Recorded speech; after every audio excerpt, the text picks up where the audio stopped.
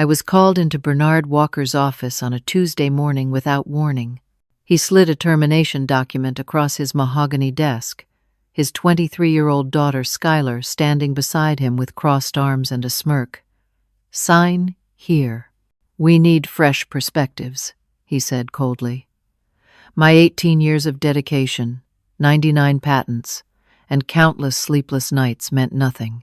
I signed with trembling hands and walked out in under 3 minutes. 10 hours later, my phone exploded with messages. VentureCore's stock had plummeted. The building was in chaos. Bernard was screaming. Before I tell you what happened next, let me know where you're watching from in the comments below.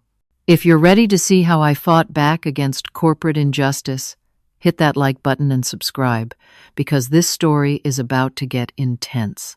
Trust me, you won't believe what I discovered when I got home that changed everything. I arrived home in shock, my hands still shaking from the humiliation. The drive from VentureCore Technologies felt like an out-of-body experience. I had worked at that Silicon Valley tech company since I was 23 years old, straight out of MIT with my engineering degree and stars in my eyes. I built their entire technological foundation from scratch. Every algorithm, every system, every breakthrough that made VentureCore worth $2 billion came from my mind, my late nights, my dedication.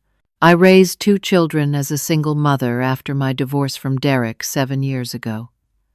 My daughter Emma was 16 now, and my son Lucas was 14. They were both in private school thanks to my work, thanks to the $300,000 salary I earned as lead innovation engineer. That salary was gone now, just like that. 3 minutes. I sat on my couch, staring at the termination papers, trying to process what had just happened. Bernard Walker had inherited VentureCore 6 years ago when the original CEO, Howard Preston, died from a sudden heart attack. Howard had been a visionary, a man who valued innovation and loyalty above all else. Bernard was nothing like him. Bernard cared about image, about connections, about putting his family in positions they hadn't earned. That evening, my phone rang. It was Linda Chen, my former mentor who had hired me 18 years ago. She was 62 now, retired and living in Portland, but we stayed in touch. "Mabel, I just heard what happened," Linda said, her voice filled with horror. "This is outrageous. After everything you've done for that company." "It doesn't matter now," I said, my voice hollow. "It's done." "Do you still have your original contract?" Linda asked, suddenly. I frowned. "My contract? From when Howard hired me?" "I think so. Why?" "Find it," Linda said urgently. "Trust me, Mabel. Find that contract right now." I hung up and went to my garage, digging through boxes of old files I had stored away years ago. Most people throw away old employment paperwork, but I had always been meticulous about keeping records. Finally, in a dusty box labeled VentureCore 2007, I found it. The contract was yellowed with age, but the text was clear. I read through the standard clauses about salary, benefits, responsibilities. Then I reached page 7, and my breath caught in my throat. There was a clause I had completely forgotten about. It stated that any patents I developed while employed at VentureCore would be registered under my personal name, with exclusive licensing rights granted to the company. This was highly unusual in the tech industry, where companies typically owned all intellectual property outright. I remembered now. Howard Preston had insisted on this clause. He believed that engineers should own their inventions, that ownership bred innovation. He had told me, "You create it. You own it. VentureCore gets to use it, but it's yours." My hands shook as I pulled out my laptop and logged into the United States Patent and Trademark Office database. I searched for my name. 99 patents appeared on the screen, every single one registered under Mabel Taylor. Not Venture Core Technologies, me. The artificial intelligence systems that powered Venture Core's flagship products. The quantum computing algorithms that had revolutionized their data processing. The breakthrough battery technology that made their devices last 3 times longer than competitors. All of it was mine.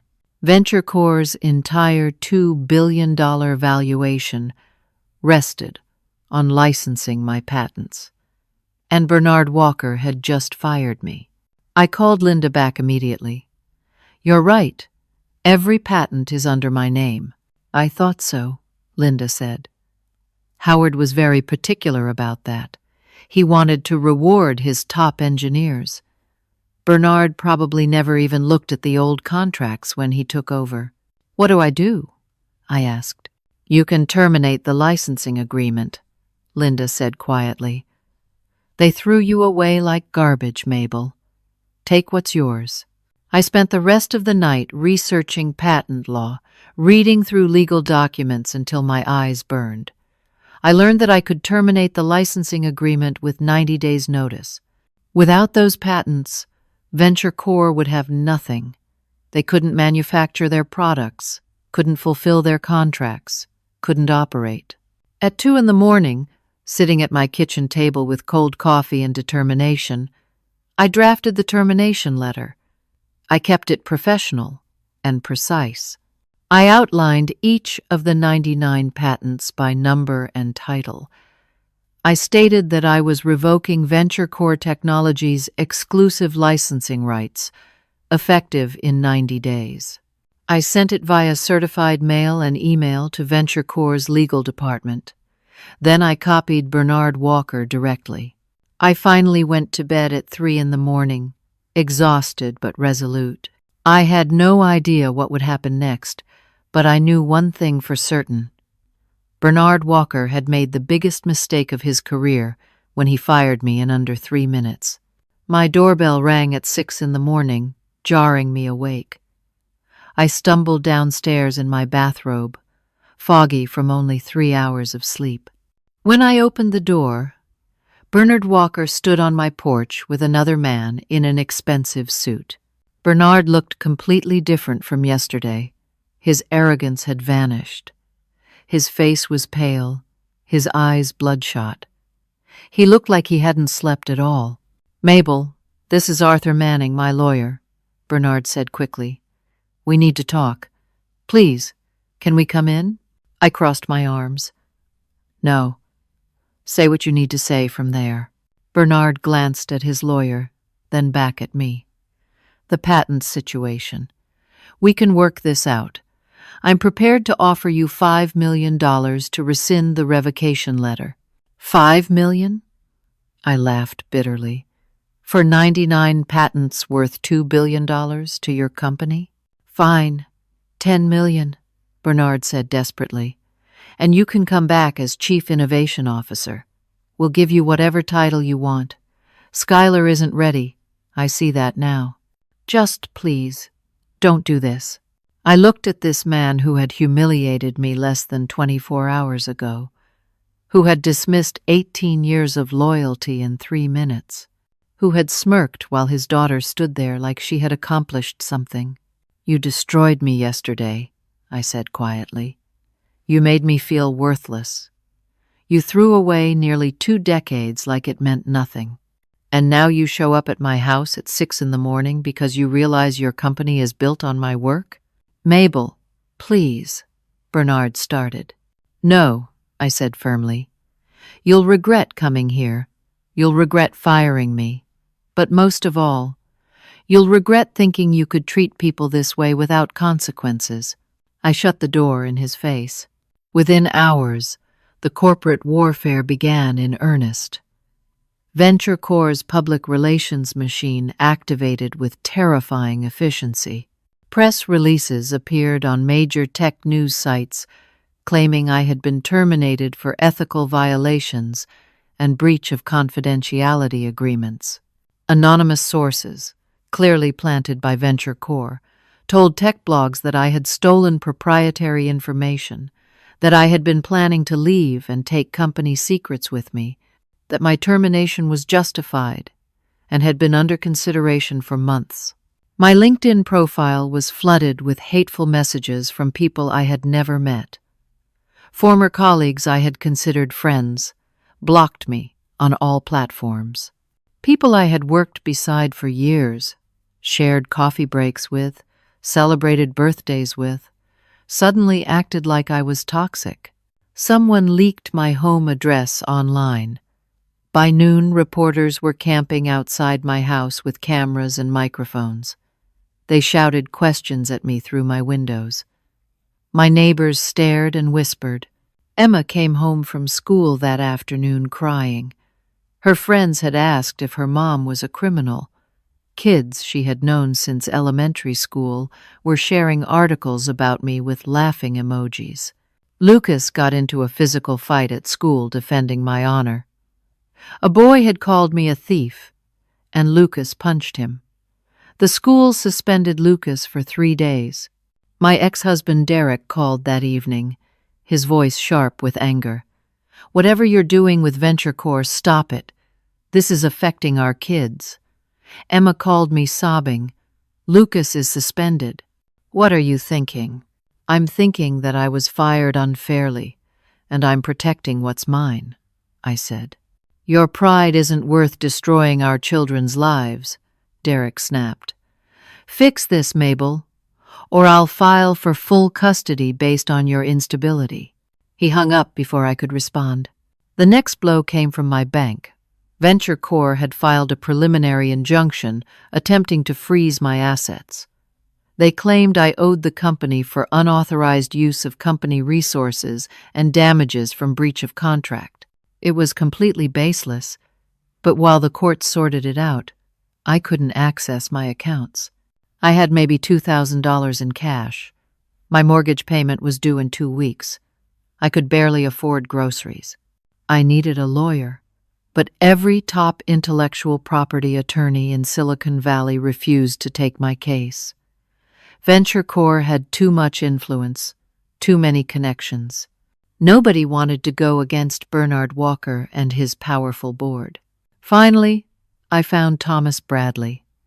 He was 58 years old, running a small practice out of a modest office in San Jose. He wasn't flashy or famous, but when he reviewed my case, his eyes lit up. "This is airtight," Thomas said, spreading my patent documents across his desk. "These are yours, free and clear. The contract is explicit. You have every legal right to revoke the licensing agreement." "Then why does it feel like I'm losing?" I asked quietly. Thomas leaned back in his chair. "Because Bernard Walker sits on 3 major tech boards. He has connections at every level of the industry. He's going to make you suffer before this is over. The question is, can you handle it?" I thought about Emma's tears, Lucas's suspension, Derek's threats, my frozen bank accounts, the reporters outside my house, the lies spreading across the internet. "I don't have a choice," I said. "If I back down now, I'm teaching my children that bullies win." "Good," Thomas said, "because this is going to get worse before it gets better." He was right. Over the next week, I sent out dozens of job applications to other tech companies. My resume was impeccable. I had nearly 2 decades of experience, 99 patents, and a track record of innovation. I should have had recruiters fighting over me. Instead, every application was mysteriously rejected. Headhunters, who had been calling me monthly for years, suddenly wouldn't return my messages. I was being blacklisted. Bernard's influence spread across Silicon Valley like poison. Bills piled up on my kitchen table. My savings account dwindled. I started buying generic brands at the grocery store, skipping meals to make sure Emma and Lucas had enough to eat. But I held firm. Every time doubt crept in, I remembered Bernard's face when he fired me. The casual cruelty, the complete lack of respect. I would not give him the satisfaction of breaking me. 2 weeks after I sent the patent revocation letter, Thomas called me with bad news. VentureCorp wanted depositions from everyone involved in the case. That meant I would have to sit in a room and answer questions from their lawyers under oath. The deposition took place in a sterile conference room downtown. VentureCorp's legal team was led by Catherine Wells, a corporate attorney with a reputation for destroying witnesses. She was in her 50s, impeccably dressed, with cold eyes that seemed to calculate every word before it left my mouth. The first few hours were brutal, but expected. Catherine grilled me about my work at VentureCorp, my relationship with Bernard, my decision to revoke the patents. I answered honestly and carefully, with Thomas sitting beside me. Then Catherine said, "I'd like to bring in our next witness." The door opened, and my heart stopped. Rachel Montgomery walked in. Rachel, who had been my closest friend at VentureCorp for 12 years. We had coffee together every Monday morning. Our families had vacationed together in Lake Tahoe 2 summers ago. She knew everything about my life, my struggles, my dreams. Rachel wouldn't look at me as she sat down and was sworn in. Catherine smiled. "Dr. Montgomery, how long have you known Mabel Taylor?" 12 years, Rachel said quietly. "And would you say you were close?" "Yes, very close." "Can you tell us about conversations you had with Miss Taylor regarding her patents?" Rachel finally looked at me. There was something in her eyes. Apology? Guilt? Fear?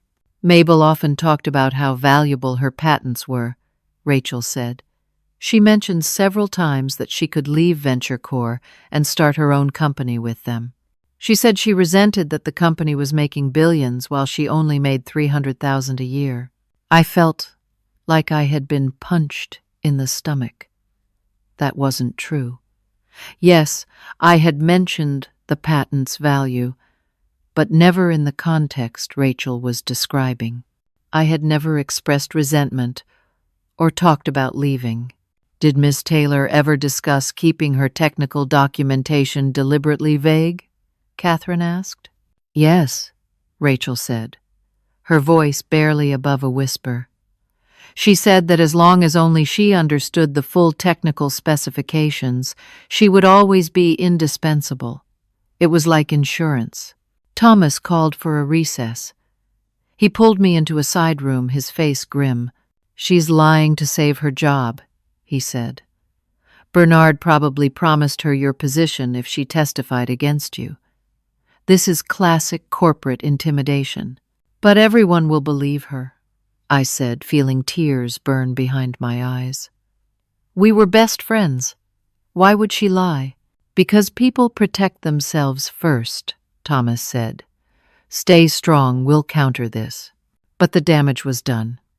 Rachel's testimony made me look vindictive and calculating, like I had been planning to steal company secrets all along. After the deposition, I sat in my car in the parking garage and cried. I had lost everything. My job, my reputation, my savings, and now my best friend. That evening, through a remaining contact in the industry, I learned why Rachel had betrayed me. Bernard had promised her the Chief Innovation Officer position, a salary increase to $450,000, and stock options. All she had to do was testify that I had always planned to leave and take the patents. I also learned something else, something that made Bernard's desperation make sense. VentureCorp was in chaos. Skylar Walker, Bernard's 23-year-old daughter, was completely incompetent. She had an art history degree from a mediocre college. Before Bernard hired her, she had been working as a lifestyle influencer, posting photos of herself at expensive restaurants and wearing designer clothes. She knew nothing about engineering, nothing about technology, nothing about innovation. The engineering team at VentureCorp was in open rebellion. Projects were failing. Systems were crashing. Their biggest client was Quantum Dynamics Corporation, a defense contractor worth hundreds of billions. Quantum had a contract with VentureCore worth $800 million. They needed an upgrade to one of my artificial intelligence systems within 60 days. Skylar had been trying to reverse engineer my work for the past 2 weeks. Every attempt had failed catastrophically. The system kept crashing in testing. Quantum Dynamics CEO had already sent a letter threatening to cancel the contract and sue for breach if VentureCore couldn't deliver. If Quantum walked away, 3 other major clients would follow. VentureCore would lose nearly half its revenue. The company would collapse. Bernard was hosting emergency board meetings. The stock price had dropped 42% since I had been fired. Shareholders were furious, demanding explanations, threatening lawsuits. My phone rang from a blocked number. I almost didn't answer, but something made me pick up. "Mabel?" A woman's voice, digitally disguised. "This is Patricia from VentureCore's engineering team. I can't say this publicly, but we're all rooting for you. What they did to you was wrong.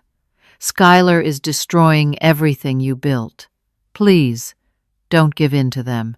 The call lasted less than 30 seconds before she hung up, but it gave me strength. I wasn't alone. People knew the truth, even if they couldn't say it out loud. Still, the pressure was crushing. My mortgage payment was overdue. My car broke down and I couldn't afford repairs. Emma needed money for a school trip to Washington, D.C., and I had to tell her I couldn't pay for it. She cried, and that hurt worse than anything Bernard had done to me. Derek called again, this time with his lawyer on the line, informing me that he was filing for full custody. He claimed I was emotionally unstable and putting the children at risk with my vendetta against VentureCore. The stress was literally killing me. I couldn't sleep. I couldn't eat. I was losing weight. My hair was falling out in clumps. One night I stood up from the couch, and everything went black. I collapsed on my kitchen floor. Lucas found me there 20 minutes later, unconscious. I woke up in the hospital with Emma and Lucas standing over my bed, both crying. The doctors said I was severely dehydrated and exhausted. My blood pressure was dangerously high. They warned me that if I didn't reduce my stress levels, I could have a stroke or heart attack. "Mom, please just give them what they want," Emma begged. "We don't care about the money. We just want you to be okay." Lucas nodded, tears streaming down his face. "She's right. Just make this stop." I looked at my children and almost gave up. Almost signed whatever papers Bernard wanted, walked away from the patents, let VentureCore win. But then I thought about what that would teach them. That bullies always win. That standing up for yourself isn't worth the cost. That justice is only for people with power and connections. I squeezed their hands. "I love you both so much. And I promise this will end soon, but I can't give up. Not yet." They left with Derek that night. He was taking them for 2 weeks while I recovered. I knew he was building his custody case, documenting my instability, gathering evidence that I was unfit. I was alone in the hospital, broken and exhausted, with nothing left but stubborn pride and the belief that I was right. I was released from the hospital after 2 days. Thomas Bradley visited me at home the morning after I got back, and the look on his face told me something new had happened. VentureCore just filed 17 new patent applications, he said, spreading documents across my coffee table. All of them list Skylar Walker as the inventor. I picked up the applications and started reading. My blood ran cold. The technical specifications were almost identical to my work. The language was slightly different, some variables renamed, but the core innovations were mine. "They're trying to create parallel patents," Thomas explained. If they can claim Schuyler independently invented similar technology, they can argue there's no exclusivity to your patents. It muddies the legal waters enough to delay your revocation indefinitely. But she didn't invent anything, I said, fury rising in my chest. She can barely operate a smartphone, let alone design quantum computing algorithms. We know that. But proving it in court takes time and money. This is a stalling tactic. I thought about my research notebooks. When I worked at VentureCore, I kept meticulous records of every experiment, every breakthrough, every iteration.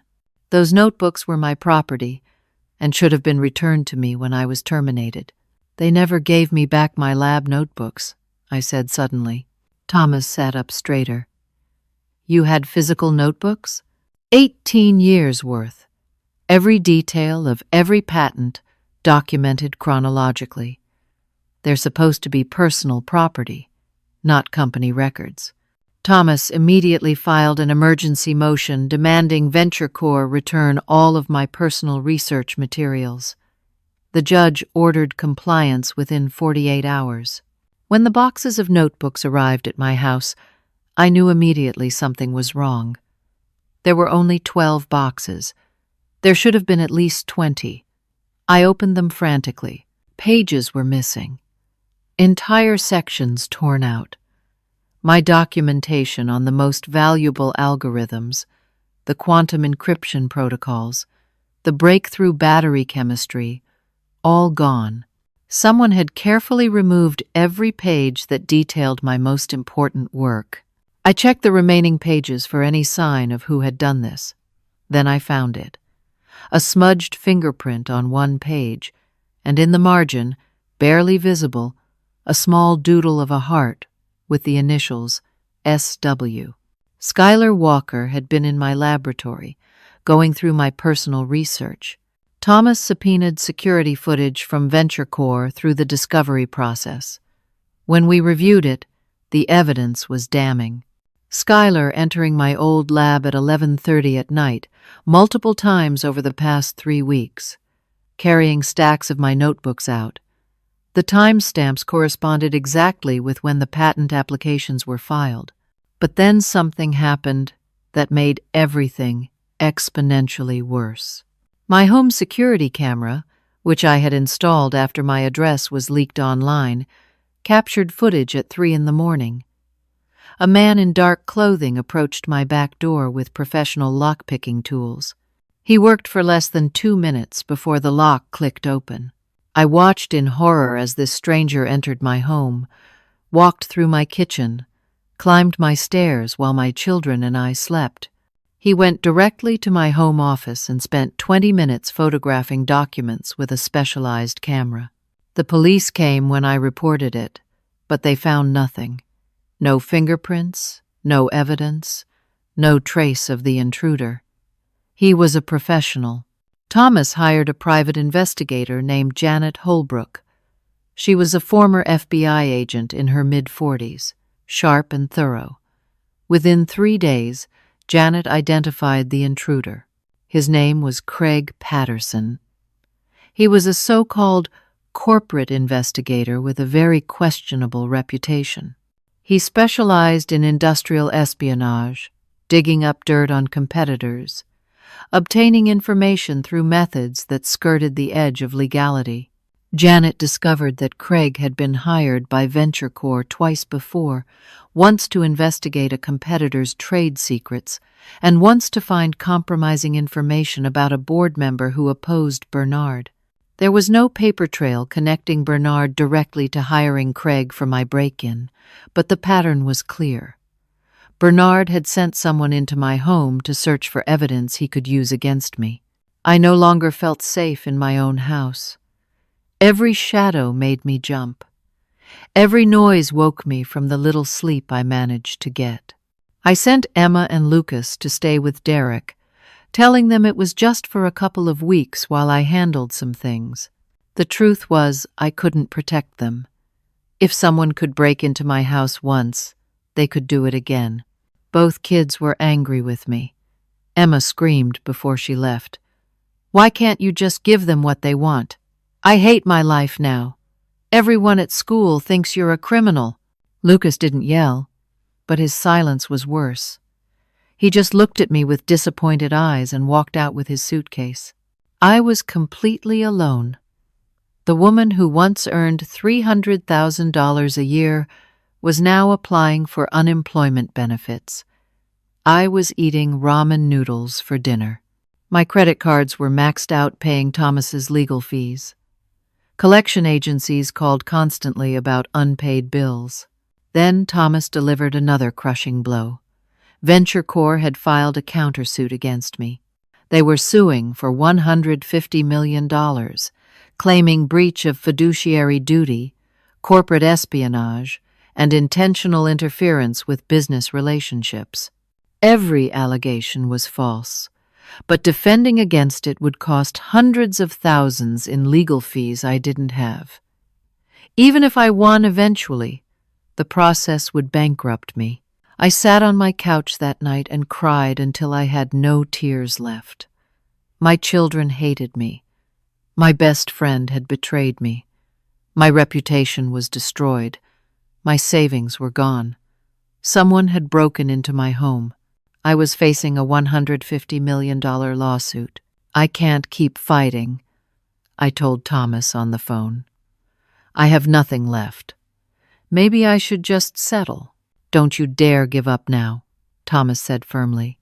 "We're close to something.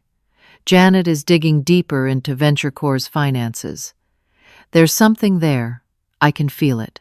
That evening, Linda drove down from Portland. She brought groceries, cooked me dinner, and held me while I sobbed on her shoulder. "I failed," I whispered. "I failed my kids. I failed myself. I failed Howard's legacy." "No," Linda said gently but firmly. "Howard Preston believed in you for a reason. Do you know what he told the board when they questioned why you should get personal patent rights?" I shook my head. Linda pulled out her phone and showed me an email she had saved.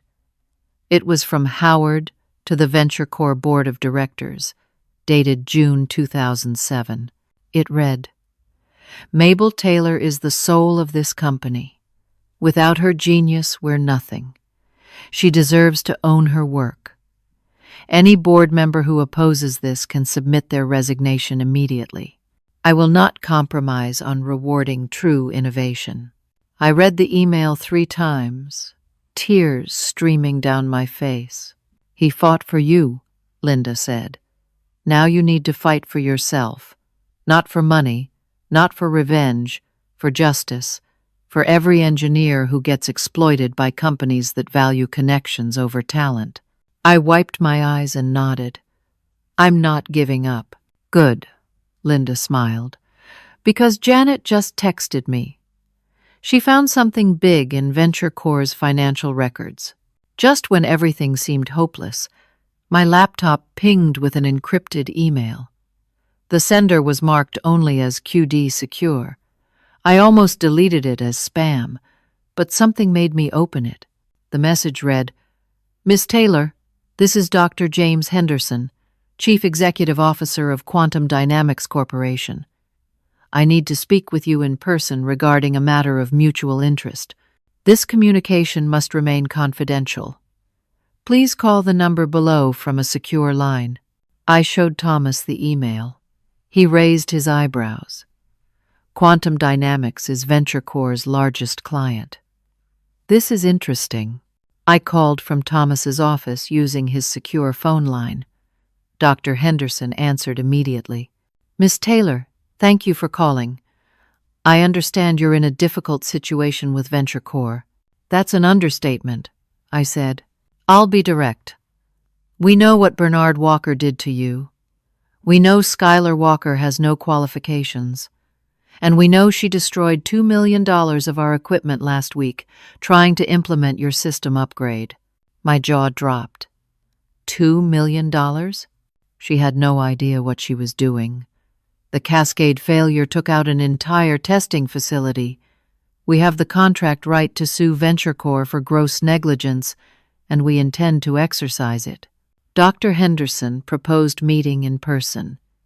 We met 3 days later at a coffee shop 90 miles outside San Francisco, far from anyone who might recognize us. James Henderson was in his early 60s, with gray hair and sharp, intelligent eyes. He got straight to the point. Quantum Dynamics is terminating our $800 million contract with VentureCore. The decision is final. But that's not why I wanted to meet.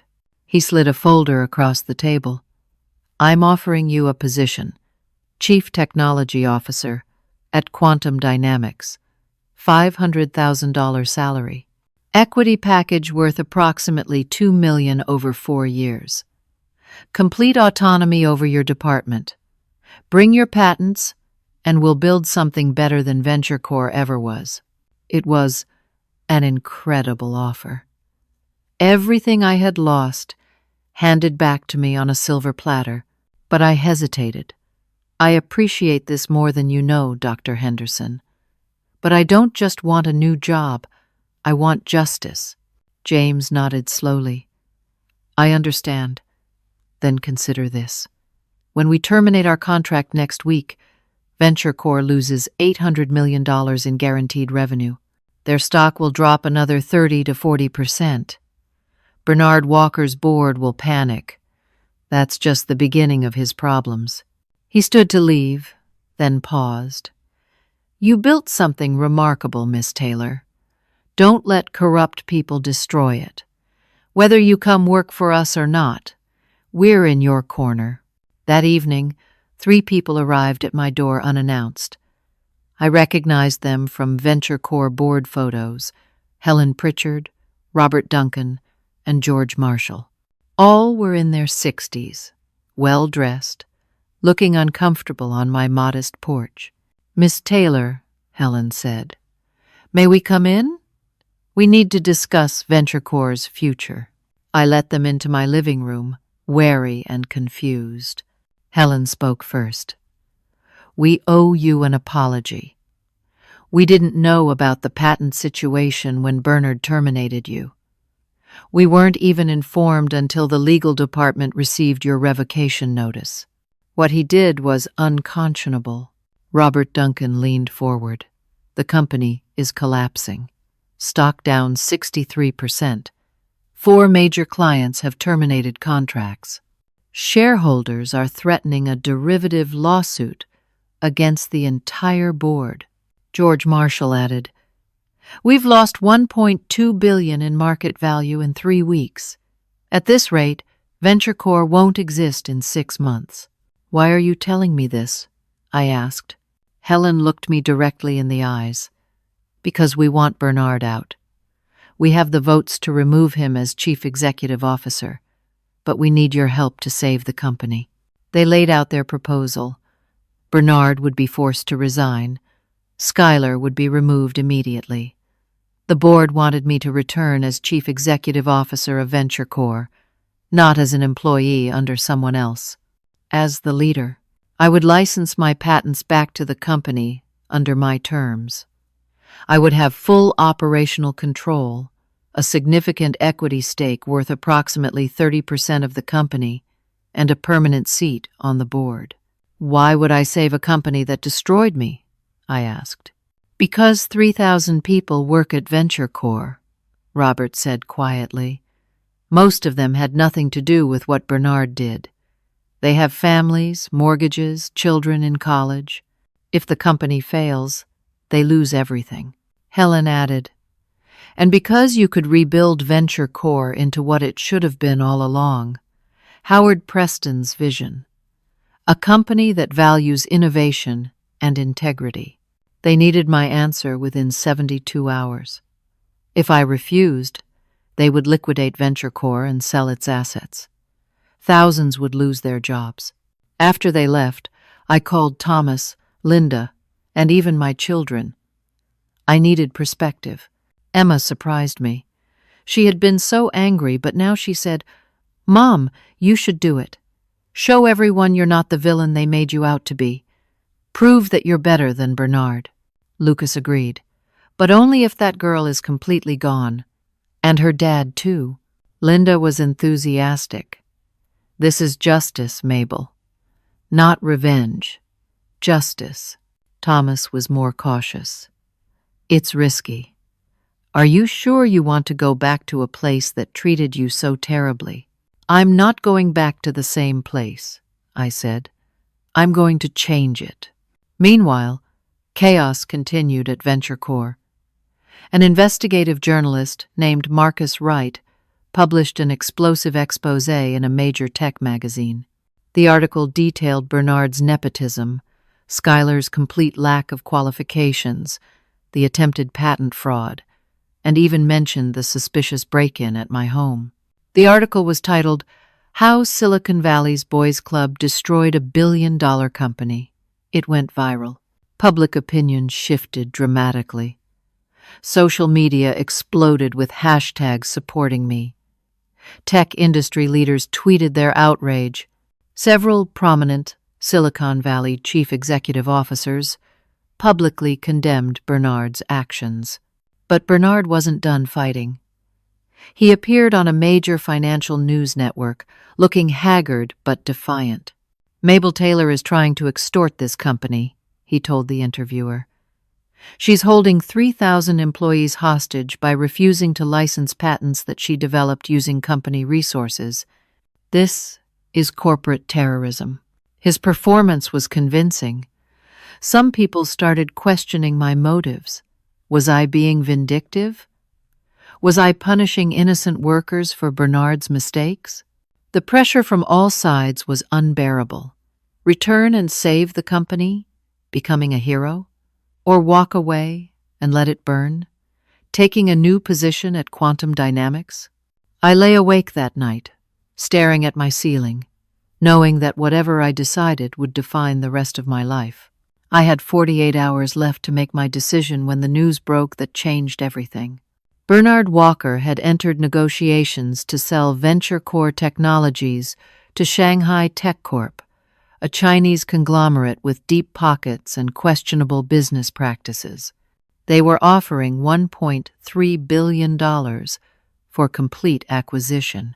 Thomas called me immediately. "This is a disaster. If a foreign company buys VentureCore, they'll tie you up in international litigation for decades. Chinese courts heavily favor Chinese companies. You could effectively lose control of your own patents. The sale required regulatory approval because some of my patents involved defense applications. The Committee on Foreign Investment in the United States opened an immediate investigation. Within days, FBI agents showed up at my house, 2 men in dark suits, showing badges and asking to discuss my quantum encryption algorithms. "Miss Taylor, we understand portions of your work have military applications," the senior agent said. His name was Robert Foster, and he was all business. "We need to understand exactly what technology might be transferred to a foreign entity if this sale proceeds." I spent 6 hours explaining my patents in detail. The quantum encryption protocols that could secure military communications, the artificial intelligence systems that could be weaponized, the battery technology that could power next-generation defense systems. Agent Foster's expression grew more concerned with each explanation. "We'll be recommending the committee block this sale on national security grounds." But that process would take months, and Bernard was pushing for fast approval. Meanwhile, Janet Holbrook came to my house with a folder so explosive it made everything else pale in comparison. "I've been digging through VentureCore's financial records," Janet said, spreading documents across my kitchen table. "And I found something Bernard really doesn't want anyone to see." She showed me bank transfer records. Over the past 3 years, Bernard had transferred $9.7 million from VentureCore's employee pension fund into personal accounts controlled by himself and Schuyler. The money paid for Schuyler's luxury penthouse apartment in downtown San Francisco, her 3 sports cars, her designer shopping sprees that regularly hit $50,000 in a single day. Bernard's vacation home in Aspen, his collection of vintage wines worth hundreds of thousands. "This is embezzlement," I said, my hands shaking as I read the documents. "This is criminal fraud." "It's worse," Janet said. "Those are retirement funds for 700 Venture Corps employees, people who have worked there for decades. Their retirement savings were stolen to fund Bernard and Skylar's lifestyle." Thomas filed an emergency motion with the court that same day. He presented all of Janet's evidence, arguing that Bernard Walker had been systematically looting the company while employees' futures were destroyed. The judge ordered an immediate freeze on all of Bernard's personal assets. She ordered an independent forensic audit of Venture Corps' entire financial history. She also issued a temporary restraining order preventing the sale to Shanghai Tech Corp until the investigation was complete. The news hit the press within hours. Major outlets picked up the story. Tech CEO accused of embezzling millions from employee pensions read the headline in the Wall Street Journal. Venture Corps employees were furious. These weren't just abstract victims. These were engineers, technicians, administrative staff who had dedicated their careers to the company. People who were counting on that pension to retire, to pay for their children's education, to live with dignity in old age. A class action lawsuit was filed against Bernard personally within 24 hours. Hundreds of employees joined it. The board held an emergency meeting. Helen Pritchard called me from the conference room. I could hear shouting in the background. "We're removing Bernard tonight. The vote will be unanimous. Mabel, please. We need you to save this company. Not for Bernard, for the people who work here. For the people whose retirement Bernard stole." I didn't answer immediately. I was thinking about all those employees, people I had worked beside for years, who were now facing poverty in their old age because of Bernard's greed. Before I could respond, my doorbell rang again. I told Helen I would call her back and went to answer it. Bernard Walker stood on my porch. He looked like he had aged 20 years in 3 weeks. His suit was wrinkled, his face unshaven, his eyes red and swollen. "Please," he said, his voice breaking. "I'll give you anything. My house, my personal stock holdings, every asset I have. Just license the patents back to the company. My life is over if Venture Corps fails." I looked at this man who had fired me with such casual cruelty, who had smeared my reputation, who had sent someone to break into my home, who had stolen millions from his own employees. "You did this to yourself, Bernard," I said quietly. "You threw away loyalty for nepotism. You valued your daughter's ego over 3,000 people's livelihoods. You stole from the people who trusted you. You deserve everything that's happening to you." Bernard's face crumpled. "Skylar needed a chance. She struggled in college. She couldn't find her path. I just wanted to give my daughter a future." For a moment, I almost felt sorry for him. Almost. "You could have given her a future without destroying mine," I said. "You could have started her in an entry-level position where she could learn and grow. You could have been honest about her capabilities. Instead, you gave her power she hadn't earned and then committed crimes trying to cover for her incompetence. You didn't help her. You ruined her too." Bernard started crying, actual tears running down his face. "I'm sorry. I'm so sorry for what I did to you." "Your apology doesn't fix anything," I said. "But I hope you learned something from this. Power without integrity is worthless. Talent without character means nothing. And you can't build anything lasting on lies." I closed the door gently. 2 hours later, the Venture Corps board formally voted to remove Bernard Walker as chief executive officer. Security escorted him from the building. He would never set foot in Venture Corps again. Skylar was also terminated, her brief and disastrous corporate career ending exactly the way everyone except Bernard had known it would. The company was now leaderless. The stock had hit an all-time low of $8 per share, down from $42 when I was fired. Quantum Dynamics had formally announced contract termination. 2 other major clients followed.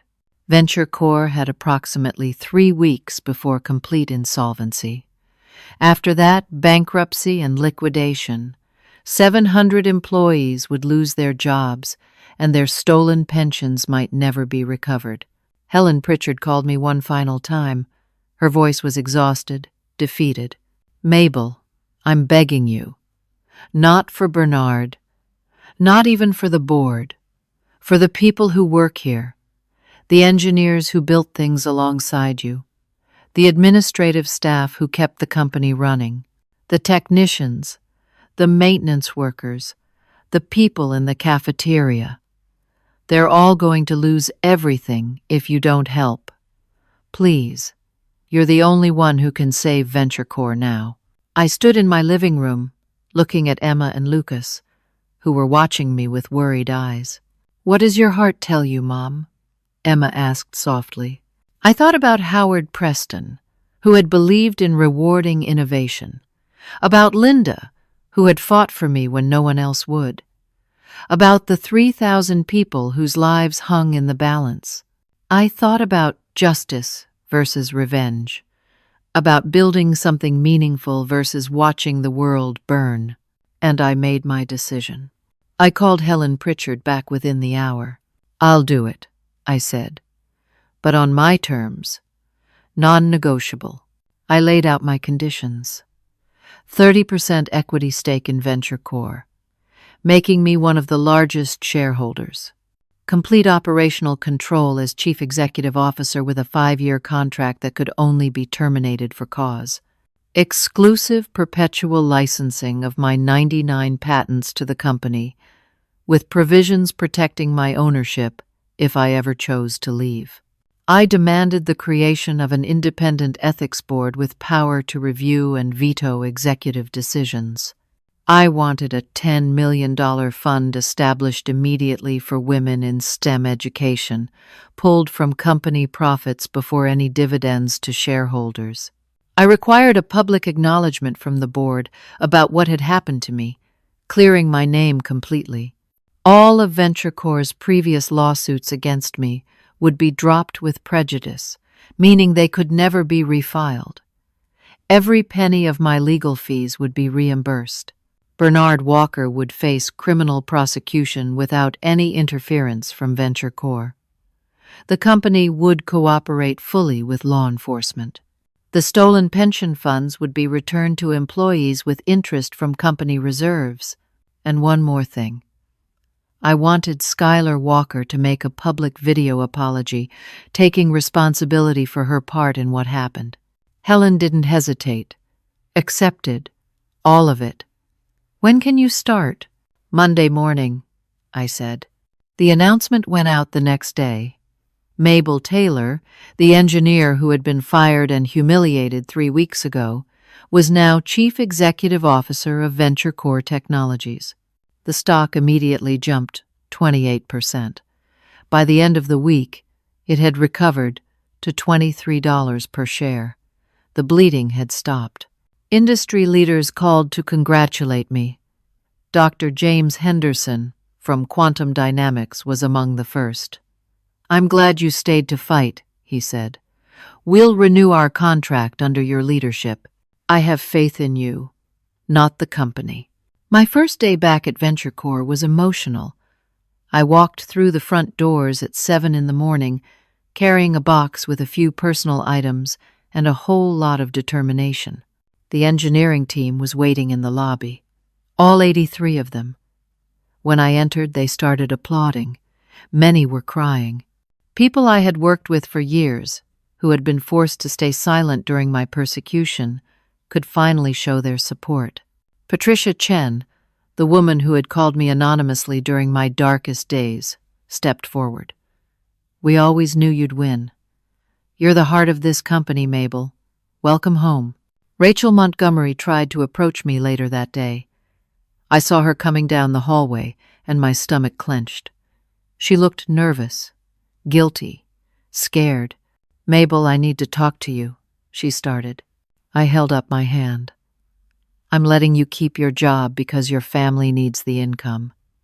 But our friendship is over. What you did was unforgivable. Integrity matters, Rachel. I hope you learn that someday." I walked past her without waiting for a response. Some betrayals can't be forgiven, only moved past. Over the next 3 months, I transformed VentureCore from the inside out. I implemented new policies protecting employee innovations. Anyone who created something while working at VentureCore would share in the profits from their work. No more exploitation of engineers who did all the creating while executives took all the credit and money. I created comprehensive mentorship programs pairing experienced engineers with recent college graduates. I established scholarship funds specifically for underprivileged students pursuing STEM degrees. I made sure at least half of our intern positions went to women and minorities. I particularly focused on supporting young mothers in tech careers, offering flexible schedules, on-site childcare, and generous parental leave. I remembered how hard it had been raising Emma and Lucas while building my career. No one should have to choose between their children and their calling. The company culture shifted dramatically. Gone was the cutthroat environment where people backstabbed each other for promotions. I fostered collaboration, rewarded team efforts, and made it clear that ethics were just as important as results.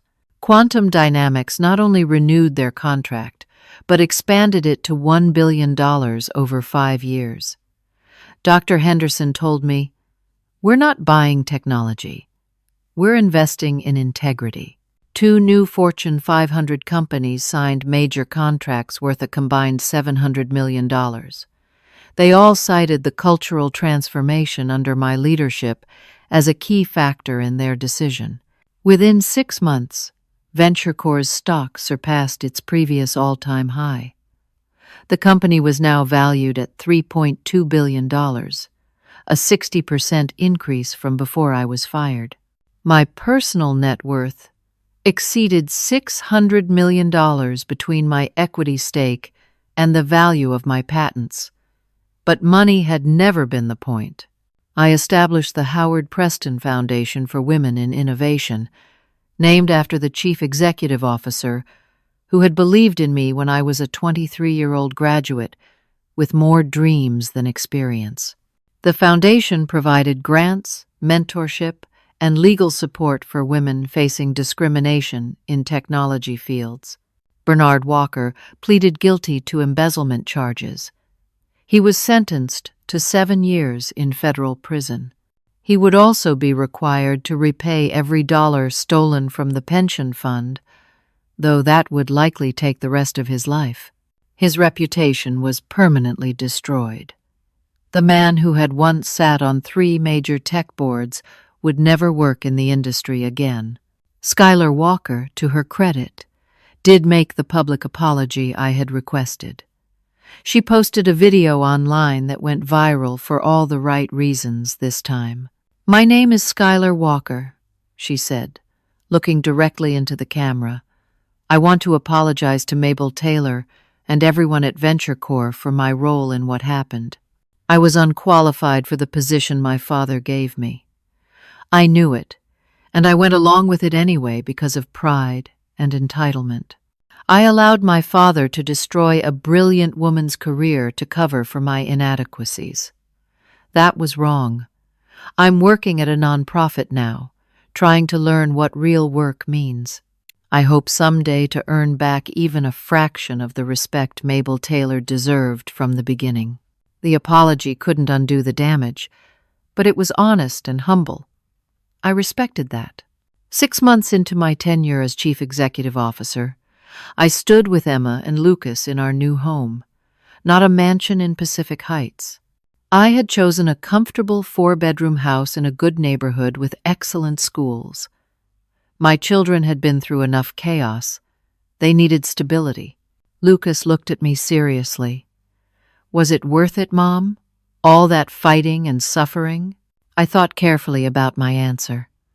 Fighting wasn't the goal, sweetheart. Standing up for what's right was. Sometimes we have to go through fire to prove what we're made of. Not to others, but to ourselves. Emma hugged me tight. You taught us something really important. Being smart and talented isn't enough. You have to have courage, too. You have to be willing to stand alone if that's what integrity requires. My story spread through the tech industry like wildfire. I was invited to speak at conferences, at universities, at corporate events. Young women in STEM programs told me I was their inspiration, which humbled me more than any award or recognition. But I remained focused on my work at VentureCore. The company wasn't just a business anymore. It was proof that you could succeed without compromising your values. Thomas Bradley, the scrappy lawyer who had believed in me when no one else would, became VentureCore's general counsel. Linda Chen joined the board as a senior advisor. Together we ensured the company lived up to the principles Howard Preston had founded it on. One afternoon, about a year after everything had happened, I received a letter. It was from a young woman named Sophie Parker. She was 22 years old, recently graduated from Georgia Tech with an engineering degree. The letter read, "Dear Miss Taylor, I was about to give up on my dreams after facing constant discrimination at my internship. My male colleagues were taken seriously while my ideas were dismissed. I was told I was too emotional and not a culture fit. Then I read about what happened to you. You showed me that women don't have to accept mistreatment silently. We can fight back with grace, with intelligence, and with unwavering self-belief. You proved that talent and integrity ultimately triumph over corruption and prejudice. Thank you for not giving up. You saved more than just your career. You saved mine too." I framed that letter and hung it in my office at VentureCore. It reminded me every day why the fight had mattered. Not just for my own vindication, but for every woman who would come after me, every engineer who deserved to be valued for their work, not dismissed because of their gender, their age, or their lack of powerful connections. The final piece of my transformation came when I returned to VentureCore's main laboratory, the place where I had spent 18 years creating innovations that changed the world. The team had set up the space exactly as I liked it, with my preferred equipment and my old workstation. I was developing a new clean energy technology that could revolutionize how homes were powered. It was ambitious, risky, and exactly the kind of challenge I loved. I stood there, surrounded by my team, people who respected me and shared my vision for what technology could accomplish when guided by ethics and integrity. I was in my element, doing what I loved, leading a company that valued what truly mattered. I smiled, turned to my team and said, "Let's build something that matters. Not just for profit, but for people. Let's prove that success and integrity aren't opposing forces. They're meant to work together." The lesson I learned through all of this wasn't about patents or money or corporate power. It was simpler and more profound than that. Your worth isn't determined by how others value you. I was the same brilliant engineer the day Bernard fired me as I was the day I walked back in as chief executive officer. His rejection didn't diminish my abilities. It revealed his own failures of judgment and character. True power comes not from titles or connections, but from the value you create and the courage to defend your worth. When you stand up for yourself with integrity, even in your darkest moments, you inspire others to do the same. Victory isn't just about winning. It's about refusing to let others define your value. It's about understanding that sometimes the greatest success comes from surviving the worst betrayal and emerging stronger, wiser, and more committed to doing what's right. Bernard Walker made a catastrophic mistake when he fired me. Not because I was irreplaceable, but because he forgot the fundamental truth that Howard Preston understood. People are a company's greatest asset. Not their connections or their last name, but their talent, their dedication, and their character. I had built VentureCore's foundation with my mind and my relentless work. Bernard tried to tear that down because he valued nepotism over merit. But in the end, justice prevailed. Not because the system worked perfectly, but because I refused to surrender. And that refusal, that stubborn insistence on my own worth, changed everything. Not just for me. For every person at VentureCore who saw that integrity matters. For every young woman in STEM who learned that standing up to injustice is worth the cost. For my children, who witnessed their mother fight back against overwhelming odds and win. Some stories end with revenge. Mine ended with redemption. Not Bernard's redemption, but my own. I redeemed my faith in justice. My belief that doing the right thing matters, even when it's impossibly hard. My conviction that talent and character ultimately triumph over corruption and cronyism. Bernard Walker's mistake wasn't just firing me. It was forgetting that the best foundation for any success is integrity. Without that, everything eventually crumbles. I built VentureCore once with my innovations. I built it again with my values. And this time, it would last. So let me ask you, have you ever been in a situation where you had to choose between what was easy and what was right? Have you ever stood up against injustice, even when it cost you everything? Share your story in the comments below. Your experience might inspire someone who's facing their own impossible choice right now. If this story resonated with you, please hit that like button. Subscribe to this channel for more stories about real people facing real challenges and finding the courage to fight back. Share this video with someone who needs to hear that standing up for yourself is always worth it, even when the cost seems too high. Thank you for listening to my journey. I hope it reminds you that your worth isn't determined by anyone else's opinion. You define your own value. And when you stand firm in that truth, nothing can truly defeat you. Stay strong, stay true to yourself, and never let anyone make you believe you're worth less than you are. Until next time, remember that integrity and courage can change everything.